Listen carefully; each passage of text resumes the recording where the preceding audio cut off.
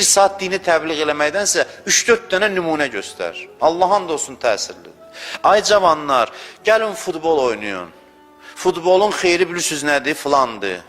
Filandır danışırsan. Bir saat futbolun xeyrindən danışmağın işini Messi ilə Ronaldo bir dəqiqə həll edir.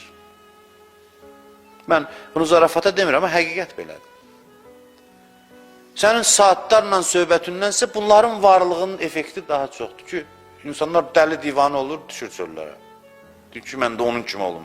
Onun həvəsinə gedir futbol oynayır, onun həvəsinə gedir idman eləyir. Din də belədir. 5-10 dənə zirvədə olan adam, bəsdir, adama gəncə futbol təbliğ eləyərlər ümumiyyətlə.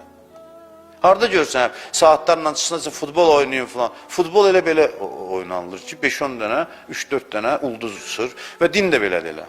Bilməm, indi elə bir bəlkə də çatdı, özüm danışa özümə də, elə cəmaata da yəqin ki. Mənim söhbətim indiyənəcən olan söhbətlərimin hamısı, dindarların içində 10 dənə kamil adam tərbiyə edəcəksə bəsimdir. Mən necə şükür eləyim bilmirəm. Məni dinləyən dindarlara müraciət eləmək istəyirəm. Bütün cəmiyyətin taleyi sizin imanınızın keyfiyyətindən asılıdır. Sizin mənəviyyatınızın keyfiyyətindən, gücündən asılıdır. Sizdən asılıdır. Mənim söhbətlərimdən asılı deyil, sizin imanınızın gücündən asılıdır. Zəif olsaz, özünüzdən asılı olmayacaq, mani olacaqsınız cəmaata.